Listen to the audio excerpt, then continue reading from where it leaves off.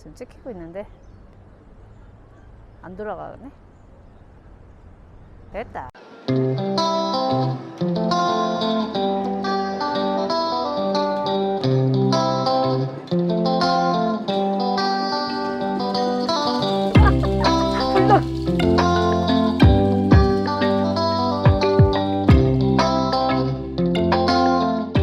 저희는 지금 플루톤 호텔에 차 마시러 왔어요. 지수야 뭐 봐? 오, 케이크 좀 봐.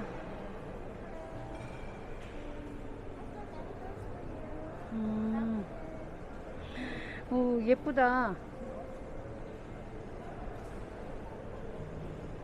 오, 이거 유명한, 어? 아, 그런가 봐. 예쁘지? 이거 마카롱 좀 봐봐. 저 마카롱. 건물 되게 특이하지? 여기 알지? 여기 우체국이었던 거 알지? 예전에? 여기. 그래서 아까 저 인형들 우체국 그 아저씨들이랑 거기 마스코트처럼 돼 있잖아. 여기 배도 있지 않아요? 배가 들어왔었지, 옛날에. 아, 지금은 아니고. 이거 봐봐, 이거 봐. 로비랑 리즈. 귀엽지? 이제 여기 한번 서봐. 여기 한번 서봐. 내가 찰칵 해줄게. 찰칵. 이거 봐봐. 카푸치노 시키면 이렇게 나와. 귀엽지? 여기가 좀 고급스럽긴 한데 비싸다. 얼마라고 그랬지? 13불. 하나에 13불 커피 한 잔에? 커피 한 잔에 13불. 와우. 기절하시겠네요. 너무나 비싸네요. 자, 우리는 이제 커피를 마셔보겠습니다. 오늘은 문화활동. 무슨 문화활동? 무슨 문화활동이지? 문화산책. 우리 바로 그 ACM 바로 앞에 있는 플루톤 호텔에 와서 차를 마시고 있습니다.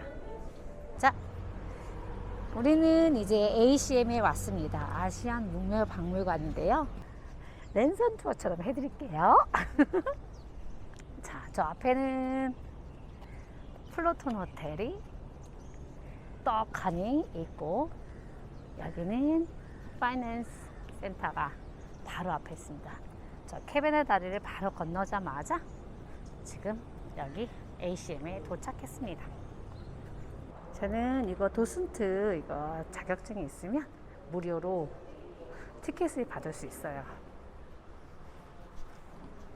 찍어? 사진 찍어? 왜 찍는 거야? 보러 갔다고.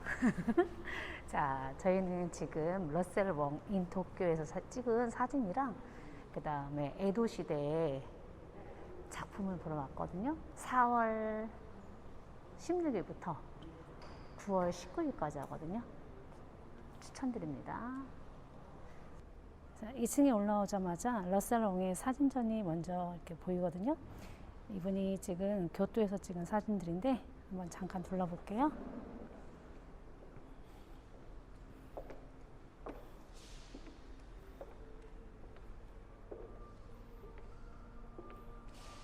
겨울의 교토의 모습, 가을의 교토의 모습. 자, 오늘 내가 포인트를 두고 이야기할 내용이 앞서서 우선 러셀 웡의 사진 중에서 이 작품을 빼놓을 수 없어가지고 잠깐 설명해주고 들어갈게. 이 사진은 게이샤의 추억 봤지? 게이샤의 추억에 나와가지고 더 유명해진 건데, 교토의 후시미 이나리 신사에 있는 천번 토리라는 사진이야. 여기가 굉장히 유명하거든. 모든 사람들이 많이 가는데, 이 토리는 이게 신의 영역이라고 생각해. 두 개의 기둥이 서 있고 기둥 꼭대기에 연결하는 그 가로대가 있는 형태거든. 인간이 일반 세계와 신이 사는 신성한 곳을 구분하기 위한 경계에서 이게 신의 영역으로 들어가는 입구라고 생각하면 될 것 같아. 도리라고도 불리기도 하는데, 전통적인 일본의 문으로 일반적으로 모든 신사 입구에서 볼 수 있어.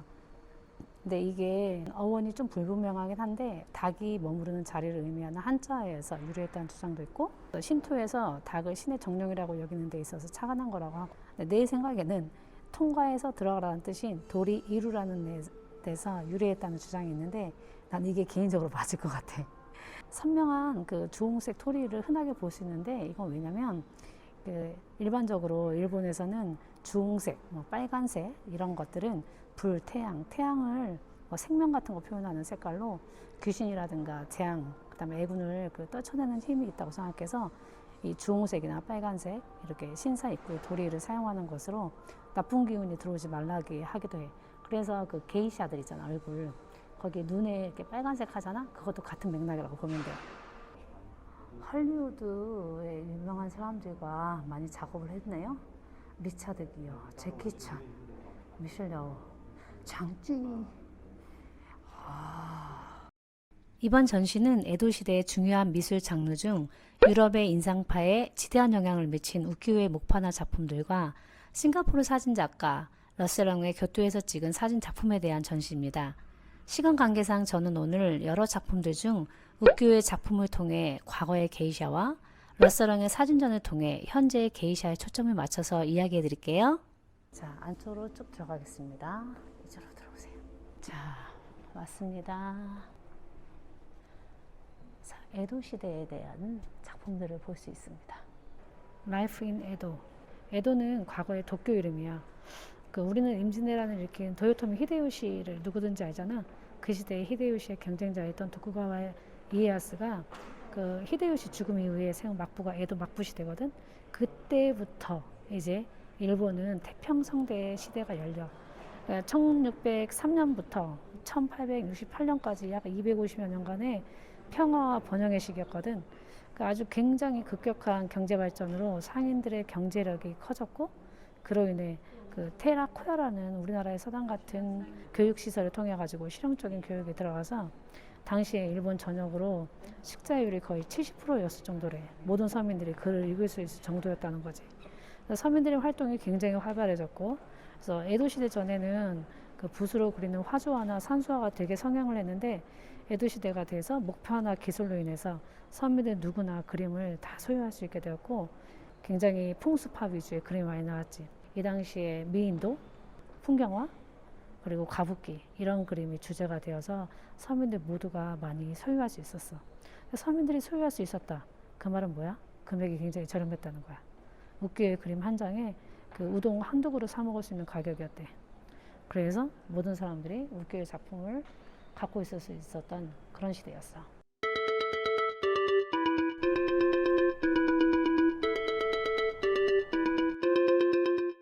자포니즘이라고 일본 도자기뿐 아니라 일본 문물 전반에 대한 취미를 일컫는 말이거든. 근데 우키우에는 자포니즘의 중심이었어. 유럽에서 시작해서 러시아, 미국까지 영향을 미쳤는데, 당시 유럽 화가들은 우키우의 화려한 색감과 이국적인 소재들에 완전히 휩싸여가지고 19세기 인상파에 영향을 미치게 됐고, 그래서 고우는 풍경화를 그대로 묘사까지 하면서 우키우의 매력에 빠졌다고 하는데, 우키우의 판화에 이렇게 대담하고 파격적인 구도, 그리고 강렬한 색채들, 이런 것들이 유럽, 특히 프랑스 미술가들한테는 큰 영향을 미쳐서 인상주의 미술이 성립하는데 아주 중요한 역할을 했다고 보면 되지. 인상주의가 우키우에 때문에 생겼다고 보면 돼. 19세기 말 유럽의 화가들 가운데 일본 미술의 영향을 영향을 받지 않는 사람은 아예 거의 없다고 보면 된대. 모네의 작품 중에서 기모노를 입은 꽈뮤라는 작품이 있거든. 그 작품을 통해서도 보면 모네는 완전히 자신의 집을 우키우에 비롯한 일본 미술품으로 가득 채우고 정원에는 일본식 다리를 놓을 정도로 일본 취미에 빠졌다고 그래. 그래서 그 모네 작품 속에서 일본식 다리가 많이 나오잖아. 그게 우타카와 히로시게 작품을 그대로 모작했다고 보면 되지. 방고 알지? 방고는 그 어느 시대의 인상주의자보다 우키우의 영향을 가장 강하게 받았거든. 근데 그 사람이 그 우키우에 이끌렸던 것은 그 독특한 매력 때문이기도 하지만 고향이 네덜란드는 사시도 되게 중요했다고 하네. 네덜란드는 일본이 세국 정책을 유지했던 시대에도 유럽 국가 중에서 유일하게 일본과 교역을 했다고 하는데, 그 방고우는 일찍부터 일본으로부터 온 도자기, 공예품, 우키우에를 접하면서 그 일본 미술품을 보고 우키우에를 수집하면서 굉장한 그 일본 작품에 열광을 하기 시작했지. 근데 그 사람이 사실 굉장히 그 감자 먹은 사람들이라든가 그 전 같은 게 아무런 그림 그렸잖아. 근데 굉장히 색채가 화려해지고 그의 막 그림 형태가 변했잖아. 그래서 고흐의 작품 탕기 영감의 초상, 그리고 자화상, 이 배경에 후지산, 벚꽃나무, 게이샤의 모습 등을 그려넣어서 일본 문화에 대한 애정을 그대로 드러냈다고 보면 돼. 여기 뭐라고 써있는지 한번 읽어봐봐. 뭐라고 써있어? 오카 뭐야? 히로시의 하얀색 뭐 대추 부야 전 이런 건가? 근데 잘 그렸는데 거기 한번 봐볼래? 그 약간 안 맞잖아. 금붕어 그 자세히 보면 선이 맞지 않지. 근데 이제 그럼에도 불구하고 굉장히 색감이 화려하지. 자세히 보면 이거를 판화를 몇 번을 찍어가지고 이렇게 만들었다는 거잖아. 이 작품은 후지산의 봉우리와 미녀들의 행렬을 한 작품인데 1810년경에 그려진 거래. 그러니까 여성들과 아이들이 행복하게 걷고 있잖아. 이렇게 보면 아이들도 있고 표정이 보면 굉장히 행복한 느낌이야. 그리고 오른쪽 위에 저기 보이는 그 후지산이 보일까? 여기 위에는 한자로 오른쪽에 한자로 후지 이마를 가진 미인의 행렬이라고 써 있어. 근데 후지산 이마는 그 후지산처럼 생긴 우아한 헤어라인을 말하는데 당시에 이게 아름다움의 상징이었다고 하네. 그 일본 사람들한테 후지산을 신으로 생각할 정도였기 때문에 후지산의 의미는 굉장히 남다르지. 그래서 후지산을 닮은 이마를 가진 사람이 미인이라고 생각했대. 우리나라 그 높은 산 한라산이 1950이잖아. 참고로 후지산은 3776이라고 하네. 그러니까 어마어마하게 높지. 예전부터 후지산은 이 사람들한테 어떤 영적인 존재였나 봐. 여기 우타카와 히로시게 작품이 또 하나 있네. 유명한 찻집이래. 가부키 연극을 하는 액터들인데 이렇게 신년에 퍼포먼스, 댄스 퍼포먼스를 하기 위해서 준비하는 과정을 그림으로 이렇게 목판화로 보여주고 있는데 여기 봐봐봐. 이 사람들이 들고 있는 악기가 그 일본의 전통 악기 샤미신. 그리고 참 게이샤라는 말이 처음에 남자들이 했었다가 남자들이 게이샤라는 역할을 엔터테이너로 역할을 하다가 에도 시대 때 이제 게이샤들이 여성의 전유물로 이렇게 된 거지. 자, 여기 보면 자세히 보면 이 사람들이 이제 댄스 퍼포먼스를 준비하는 과정들이 이렇게 쭉 보이거든. 굉장히 화려한 옷을 입고 얼굴이 하얗지. 그래서 그 얼굴 하얗게 가끔씩 니네가 나한테 그 얘기하잖아. 얼굴 그 내가 선크림 바르고 하면 가부키냐고. 자, 이 가부키 이 액터들의 얼굴과 내 얼굴 비슷한가? 이 패널들의 이렇게 이름을 보면 이 사람은 우타카와 쿠니시다 라고 써있지. 그리고 여기 또 이렇게 쭉 보면 우타카와 쿠니요시 이렇게 있잖아. 다른 작가들이잖아. 근데 스승의 성을 따르는 이런 전통이 있었기 때문에 이렇게 우타카와라는 스승을 따랐기 때문에 이 사람들 이름을 다 이렇게 따른다고 하네. 자, 여기 족자에 있는 이 그림을 보면 이 여자 눈 봐봐봐. 자, 여기 이마 보면 잘못 그린 게 아니야. 당시에 일본의 미인상은 얼굴이 하얗고 치아가 검으며 이 검은 거를 오화구로라고 한대. 치아를 검게 칠하는 거. 그리고 이마가 좁은 여자. 그래서 히키마요라고 눈썹을 완전 밀어가지고 머리에 가깝게 그린 눈썹인데 되게 특이해.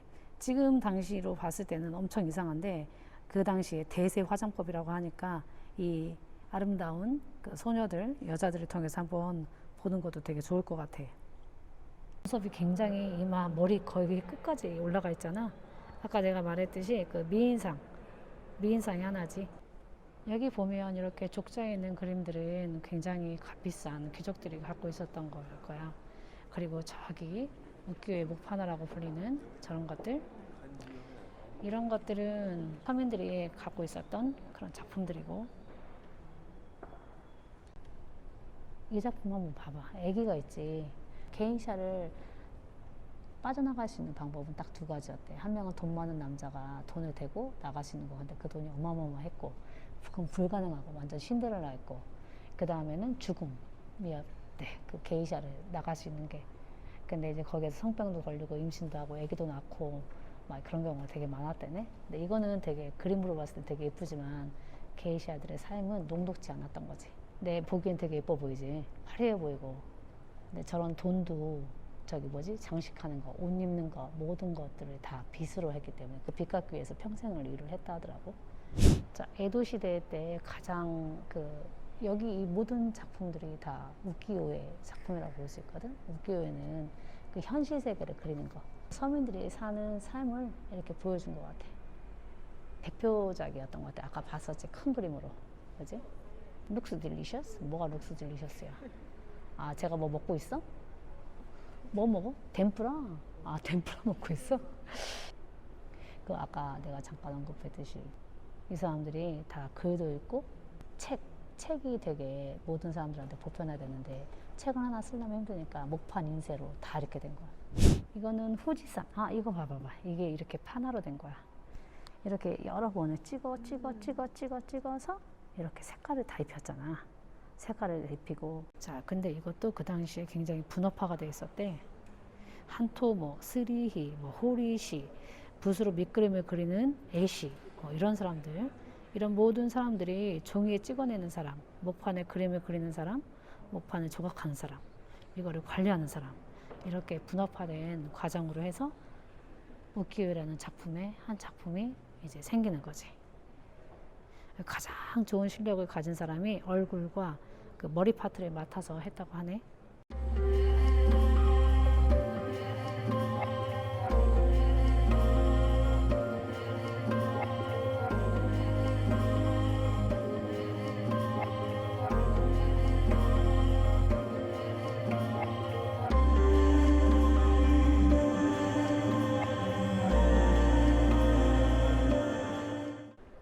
자, 여기서 보면 왼쪽에 있는 사람이 게이샤, 오른쪽에 조금 화려한 사람이 마이코라고 해.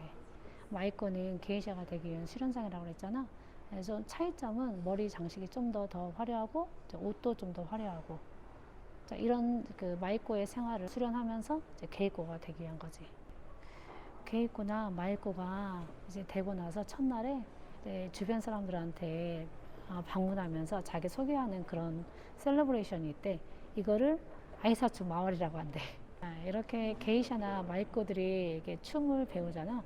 이 사람들이 게이샤가 되기 위해서는 무용, 그 다음에 뭐 다도, 그 다음에 삼인사라는 전통악기, 이런 것들을 다 배워야지만 게이샤가 되거든. 근데 이 퍼포먼스, 이제 댄스를 보면 게이샤의 추억에서 봤을 때 그 게이샤들이 춤추고 이런 거 봤을 때 굉장히 환상적이고 감동적이고 되게 아름답잖아. 근데 실제로 내가 이제 동영상을 찾아봤거든. 전혀 그렇지 않더라. 굉장히 좀 딱딱하고 이게 춤인가? 나도 저 정도 출 수 있을 것 같은데? 라는 그런 느낌이 들 정도로 이 사람들의 댄스 퍼레이드는 어떤 뭐 이렇게 형식에 맞춰서 있겠지만 우선 보기에는 좀 다른 것 같아. 나의 느낌으로는. 자, 이 여자 굉장히 우아하고 예쁘지. 딱 봐도 게이샤 같지. 아주 시니어 뭐 게이샤 같아. 굉장히 되게 고급스럽고 우아하고 되게 아름다운데, 저기 일본 회화에서 자주 볼 수 있는 독특한 그 테마거든. 뒷모습의 미인도. 아까 봤듯이 잠깐 우키요의 작품을 통해서 봤듯이 거의 다 여자들이 이렇게 뒷모습을 많이 통해 보였어. 그래서 일본 의상 자체가 그 뒷모습의 아름다움을 중요하게 생각한대. 그래서 옷깃을 그 오비, 저 두른 거 있잖아. 저 오비에 가깝게 아래로 쭉 늘어뜨려서 목덜미를 저렇게 드러내고 은근한 관능미를 발산하고, 일본 그 미인도의 특징이라고 보면 돼. 근데 이건 사진이야. 입술이잖아. 근데 사실 이 입술은 아마 게이샤의 입술일 거야. 게이코의 입술일 거야. 왜냐면 마이코는 그 위아래 입술을, 위에 입술을 칠할 수 없다. 아래 입술만 칠하는 거거든. 근데 위아래 입술로 다 칠한 걸로 봤을 때는 게이샤의 입술이지 않을까 싶어. 그리고 이렇게 패널을 갈라놨잖아. 하나, 둘, 셋, 넷, 다섯, 여섯으로. 이 이유는 이 그 우키요 작품들을 판화의 그 사이즈라고 보면 돼. 이 사이즈에 맞춰서 이걸 보여주기 위해서 지금 이렇게 맞춘 거야. 여기 있는 전체적인 작품들이 다 우키요의 그 목판화의 그 사이즈에 맞춰서 지금 작품 전시를 하고 있는 것 같아. 세 명의 마이코가 거리를 걸어가고 있네. 카카이라는 그 거리를 일 끝내고 이제 걸어가는 모습인데 굉장히 화려하고, 그리고 어떻게 보면 되게 귀엽지. 현대 마이코 게이코는 거의 뭐 10억이 될 정도로, 연봉 10억이 될 정도로 그렇게 큰 연봉을 받으면서 일을 하고 있다고. 그러니까 과거의 게이샤, 뭐 마이코, 오이란의 삶과 현재의 삶은 완전히 틀리지. 그리고 나는 이거를 이렇게 지켜낸 게 되게 대단하다고 생각해요. 우리나라는 지금 다 뭐 예전에 황진이 기생 뭐 이런 거에 대해서 부끄럽게 생각하고 다 없어졌잖아. 근데 얘네들은 하나의 문화 아이콘으로 지금 자리 잡고 있어. 그래서 교토에 가면 마이코의 어떤 뭐 체험이라든가 게이샤의 체험이라든가 뭐 이런 걸 상품으로 다 있고, 그 다음에 오이란의 행진, 오이란의 행렬이라는 매년마다 하는 행사들을 통해 가지고 그 전통을 이어나가고 있다는 게 굉장히 인상 깊어. 이거는 교토 어느 지역에 있는, 교토 지역에 있는 작은 가게인데 전통적인 신발, 게다라든가 조리라든가 이런 신발을 판다고 하네. 나 교토에 가면 여기도 가고 싶어.